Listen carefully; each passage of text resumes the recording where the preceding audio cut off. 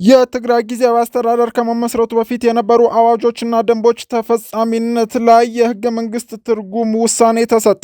የግል የባንክ ሂሳቦችን የሚጠቀሙ ነጋዴዎች መረጃ እንዲሰበሰብ ተወሰነ። ሰላም ጤና ይስጥልን የተወደዳችሁ የኢትዮጵያ ሪፖርተር ዩቲዩብ ቻናል ቤተሰቦች፣ ለወቅታዊና ትኩስ መረጃዎች የኢትዮጵያ ሪፖርተር ዩቲዩብ ቻናልን ላይክ፣ ሰብስክራይብ እና ሼር በማድረግ ቤተሰብ እንድትሆኑ እያስታወስን የሰዓቱን አበይት ዜናዎች ኢልያስ ክፍሌ ያስደምጣችኋለሁ። አብራችሁን ቆዩ።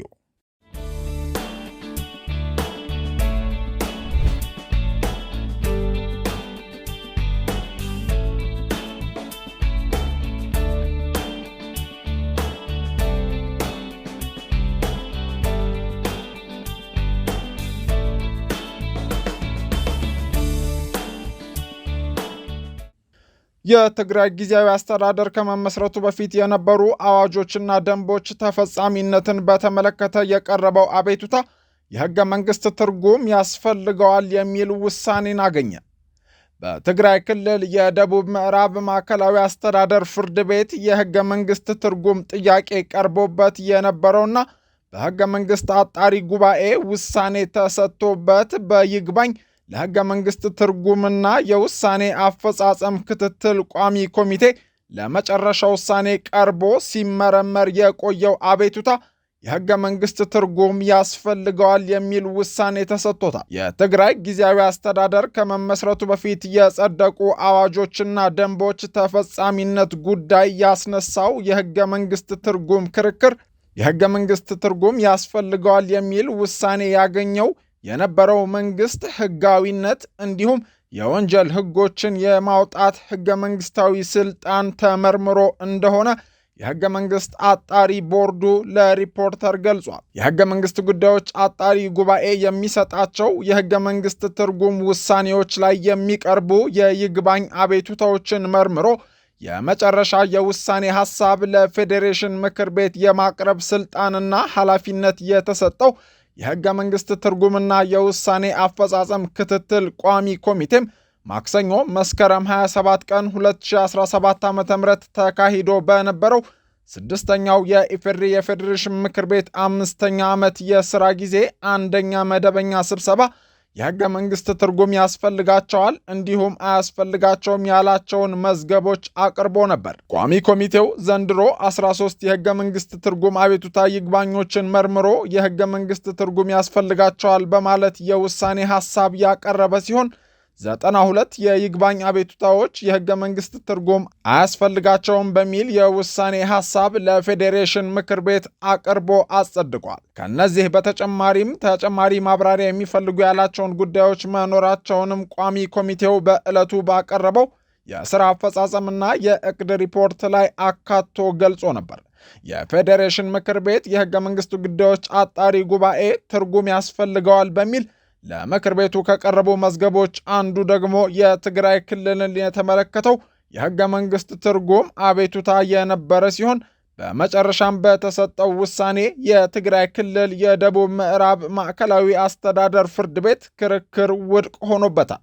አቶ ኃይሉ ተስፋ ኪሮስ፣ አቶ ሀፍቶም ካሳ፣ አቶ ወልዱ ሐዱሽ፣ አቶ ሀፍቶም አሰፋ፣ ቶታል የነዳጅ ማደያ፣ ካሌብ ኢትዮጵያ ነዳጅ ማደያ፣ የአሸዋና ጠጠር ማምረቻ ሽርክና ማህበር እንዲሁም ራሚደስ አንደኛ ደረጃ ትራንስፖርት ማህበር የተባሉ 8 ተከሳሾች ላይ የትግራይ ክልል የደቡብ ምዕራብ ማዕከላዊ አስተዳደር አቃቤ ሕግ የመሰረተው ክስ በተከሳሾቹ ጠበቃ ሚያዝያ 14 ቀን 2016 ዓመተ ምህረት ከፕሪቶሪያ ስምምነት በፊት በወጡ ህጎች ልንዳኝ አይገባም የሚል ጥያቄ እንደቀረበበት ለምክር ቤቱ በቀረበው ሪፖርት ተመላክቷል። ይህንን ተከትሎም ጉዳዩን ያስቻለው የደቡብ ማዕከላዊ አስተዳደር ፍርድ ቤት ጥቅምት 28 ቀን 2017 ዓ.ም ለፌዴሬሽን ምክር ቤት በጻፈው ደብዳቤ የህገ መንግስት ትርጉም አቤቱታ ምርመራው መጀመሩን ሪፖርቱ ይጠቅሳል። የነዳጅ ዘይት ያለ መንግስት ዕውቅና ማጓጓዝ፣ መደበቅና መሸጥ በሚከለክለው በክልሉ መንግስት ወጥቶ በነበረው ደንብ ቁጥር 1/19/2014 አንቀጽ 128 የትግራይ ህዝብ ህልውናና ደህንነት ለመጠበቅ በወጣው ክልላዊ አዋጅ ቁጥር 358/2013 የዚሁ አዋጅ ማሻሻያ በሆነው 359/2014 እንዲሁም የመሸጋገሪያ አዋጅ ተብሎ በወጣው አዋጅ ቁጥር 365/2015ን በመተላለፍ አቃቤ ሕግ በተከሳሾቹ ላይ ክስ መመስረቱ ለምክር ቤቱ በቀረበው ሪፖርት ተብራርቷል። ነገር ግን እነዚህ አዋጆችና ደንቦች በጦርነቱ ወቅት ያወጣቸውም ሕገ መንግስታዊ ስልጣኑን በፌዴሬሽን ምክር ቤት አዋጅ የተነፈገ አስተዳደር መሆኑን ሕጎቹ ከፕሪቶሪያ ስምምነት በኋላ በተመሰረተው የጊዜያዊ አስተዳደር ወቅት ተፈጻሚነት ሊኖራቸው የማይችል እንዲሁም ከሀገሪቱ ሕገ መንግስታዊ ስርዓት ጋር የሚቃረኑ በመሆናቸው በእነዚህ ሕጎች ልንዳኝ አይገባም በሚል ተከሳሾቹ ሲከራከሩ መቆየታቸው ተገልጿል።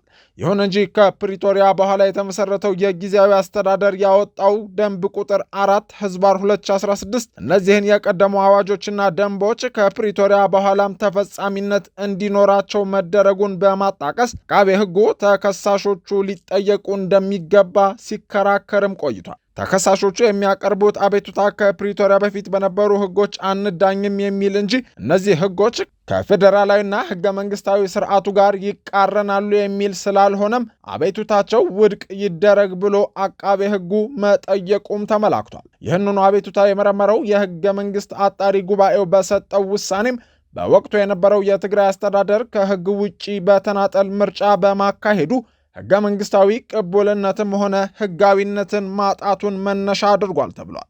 በትግራይ ክልል አስቸኳይ ጊዜ አዋጅ የደነገገው ደንብ ቁጥር 385/2013 ብቻ ሳይሆን ከዚያ ወዲህ የወጡ ደንቦችና ማሻሻያዎች ሕጋዊነት የሌላቸው መሆናቸውንም ያጣቀሰው ውሳኔ መስጠቱ ተነግሯል። በዚህ ውሳኔ ቅር የተሰኘው የትግራይ ደቡብ ማዕከላዊ አስተዳደር ፍርድ ቤት አቃቤ ሕጉ ይግባኝ በመጠየቁ ጉዳዩ ወደ ይግባኝ ሰሚው የሕገ መንግስት ትርጉምና የውሳኔ አፈጻጸም ክትትል ቋሚ ኮሚቴ ተመርቶ ሲታይ መቆየቱ ተመላክቷል። አንደኛ፣ የሕገ መንግስት ትርጉም ጥያቄ አቅራቢ የትግራይ ክልል የደቡብ ምዕራብ ማዕከላዊ አስተዳደር ፍርድ ቤት፣ ከሳሽ የትግራይ ክልል የደቡብ ምዕራብ ማዕከላዊ አስተዳደር አቃቢ ጽሕፈት ቤት፣ ተከሳሾች እና አቶ ኃይሉ ተስፋ ኪሮስ እና 8 ሰዎች። ጉዳዩ ለሕገ መንግስት ጉዳይ አጣሪ ጉባኤ ሊቀርብ የቻለው የትግራይ ክልል ደቡብ ምዕራብ ማዕከላዊ አስተዳደር ፍርድ ቤት በቀን 28 2ኛ ወር 2017 ዓ.ም ጽፎ በላከው የሕገ መንግስት ትርጉም ጥያቄ መነሻነት ነው። ጉዳዩ እንደሚመለከተው ተመርምሯል።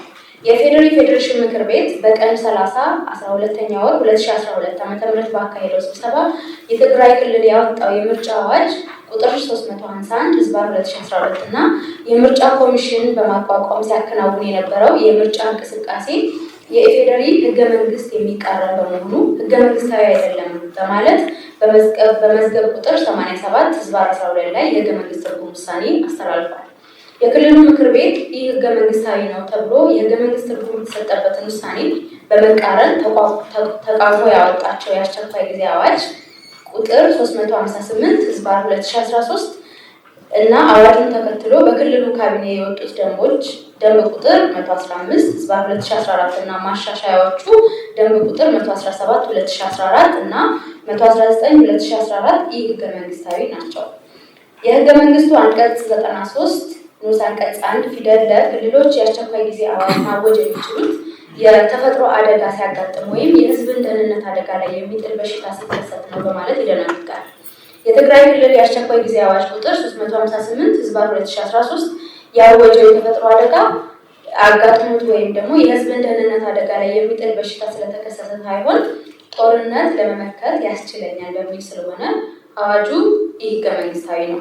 በመሆኑም የትግራይ ክልል ምክር ቤት ይህ ሕገ መንግስታዊ ነው ተብሎ የሕገ መንግስት ትርጉም የተሰጠበትን ውሳኔ በመቃረን ያወጣው የአስቸኳይ ጊዜ አዋጅ እና አዋጁን ተከትሎ ከክልሉ ካቢኔ የወጡት ደንብና ማሻሻያዎቹ የፌዴሬሽን ምክር ቤት የሕገ መንግስት ትርጉም ውሳኔን የሕገ መንግስቱን አንቀጽ 93 እና 55/5ን የሚቃረኑ የሕገ መንግስታዊ ህጎች ስለሆኑ ተፈጻሚነት የላቸውም። የውሳኔ አፈጻጸሙን በፍርድ ቤቱ አቃቤ ሕግ እንደገና ክሱን በማሻሻል ጉዳዩ በመደበኛ የወንጀል ሕግ የሚሸፈን ከሆነ በመደበኛ የወንጀል ሕግ ክስ እንዲያቀርብ አድርጎ መደበኛውን የወንጀለኛ መቅጫ ስነስርዓት ህግን መሰረት በማድረግ ውሳኔ ሊሰጥ ይገባል በማለት ጉባኤው ያቀረበውን የህገ መንግስት ትርጉም የውሳኔ ሀሳብ አግባብ ሆኖ አግኝተነዋል። ስለሆነም የህገ መንግስት ጉዳዮች አጣሪ ጉባኤ ትርጉም ያስፈልገዋል በማለት ያቀረበ የውሳኔ ሀሳብ ተገቢ ስለሆነ ምክር ቤቱ እንዲያጸድቀው የውሳኔ ሀሳብ አቅርበናል። ቋሚ ኮሚቴውም ለፌዴሬሽን ምክር ቤት ባቀረበው የውሳኔ ሀሳብ አቃቤ ህጉ ተከሳሾቹ ላይ ያቀረበው ክስ ህጋዊነት ባጡ ህጎች ላይ የተመሰረተ በመሆኑ የቀረበው ክስም እንዳልቀረበ የተደረገው ክርክርም እንዳልተደረገ ይቆጠራል በማለት ጉዳዩ የህገ መንግስት ትርጉም የሚያስፈልገው ነው ሲል ያመላከተ ሲሆን ይኸው የውሳኔ ሐሳብም በምክር ቤቱ ጸድቋል። ስለዚሁ ጉዳይ ተጨማሪ ማብራሪያ የተጠየቁት በህገ መንግስቱ ጉዳዮች አጣሪ ጉባኤ ጽህፈት ቤት ውስጥ የህገ መንግስት ትርጉም ዳይሬክተር አቶ ያደታ ግዛው ከትግራይ ፍርድ ቤቶች የሚመጡና ኮርት ሪፈራል የሚባሉ አቤቱታዎች ብዙ መሆናቸውን ጠቅሰዋል። ይህ በይግባኝ የጸናው ውሳኔም ከትግራይ በቀጥታ ከወረዳ ፍርድ ቤት የመጣ ነው። በዋናነት የጉዳዩ ጭብጥ ከጦርነቱ በፊት ተካሄደ በተባለ ክልላዊ ምርጫ የተመሰረተው የትግራይ ክልል አስተዳደርና የትግራይ ክልል ምክር ቤት በወቅቱ በኢፌዴሪ ፌዴሬሽን ምክር ቤት በተሰጠው ውሳኔ መሰረት የተደረገው ምርጫ ህገወጥ ስለሆነ አስተዳደሩም ሆነ ምክር ቤቱ ህጋዊነት እንደማይኖራቸው ተወስኗል። ክልሎች የምርጫ ቦርድ ህግ ማውጣትም ሆነ ከምርጫ ቦርድ ዕውቅና ውጪ ምርጫ ማድረግ ስለማይችሉ የተመሰረተው መንግስት ህጋዊነት የለውም የሚል ህገ መንግስታዊ ውሳኔ በፌዴሬሽን ምክር ቤት ከጦርነቱ በፊት ተሰጥቶት ነበር። ከፕሪቶሪያ ስምምነት በኋላ ህገ መንግስታዊ ስርዓቱን ተከትሎ የተመሰረተው ጊዜያዊ አስተዳደር ግን ወደ ኋላ ተመልሶ በጦርነቱ ወቅት የተሰጡ ውሳኔዎችንና ህጎችን በማምጣት ተግባራዊ ለማድረግ ሞክሯል። ይህ ደግሞ ያኔ የተመሰረተው መንግስት ይህ ህገ መንግስታዊ ስለተባለ ያኔ የነበረው ምክር ቤት ያወጣቸው ህጎችም ሊጸኑ አይገባም የሚል ክርክር በማስነሳቱ ነው ጉዳዩ ወደ ፌዴሬሽን ምክር ቤት በአቤቱታነት የመጣው ሲሉ ኃላፊው አብራርተዋል። ትግራይ ክልል እንደምታውቁት ሳስፔንድ ክልል ነው።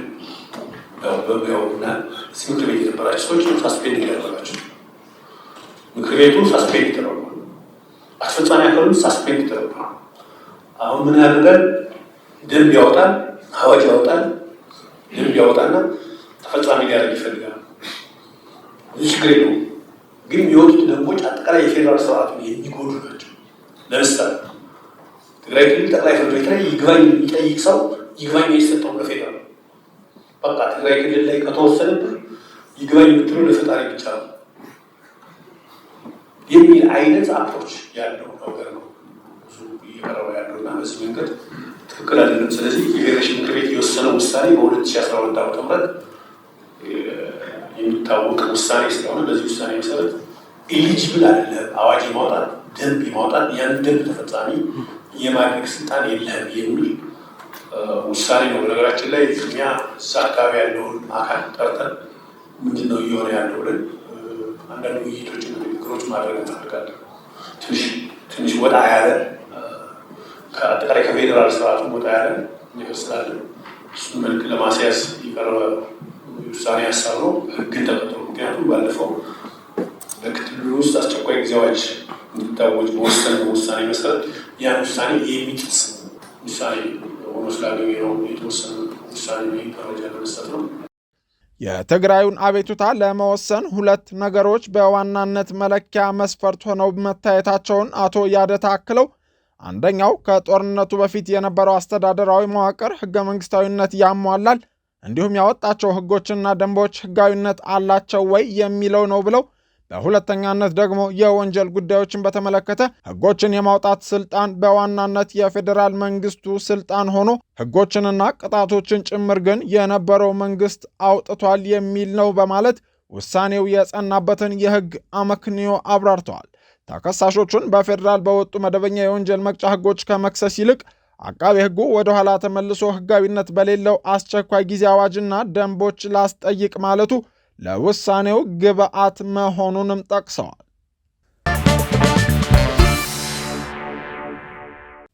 የግል የባንክ ሂሳቦችን የሚጠቀሙ ነጋዴዎች መረጃ እንዲሰበሰብ ተወሰነ።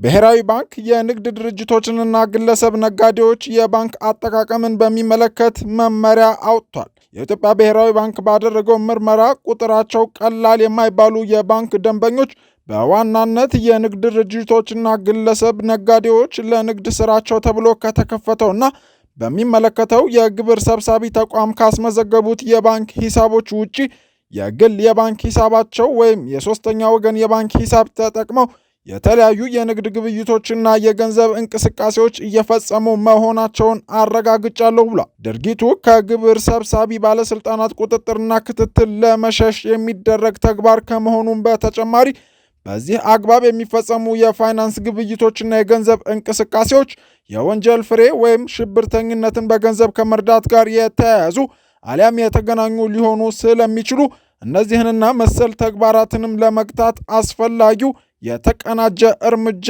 እንዲወሰድ ውሳኔ ማሳለፉን አስታውቋል።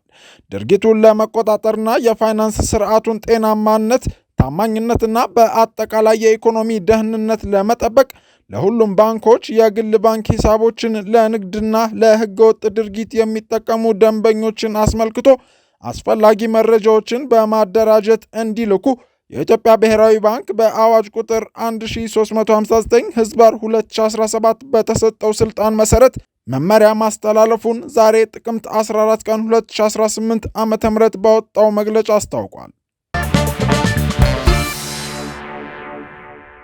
ውድ የኢትዮጵያ ሪፖርተር ዩቲዩብ ቻናል ተከታታዮች ለወቅታዊና ትኩስ መረጃዎች የኢትዮጵያ ሪፖርተር ዩቲዩብ ቻናል ቤተሰብ በመሆን ላይክ፣ ሰብስክራይብ እና ሼር እንድታደርጉ እናስታውሳለን። ኢልያስ ክፍሌ ነበርኩ። መልካም ጊዜ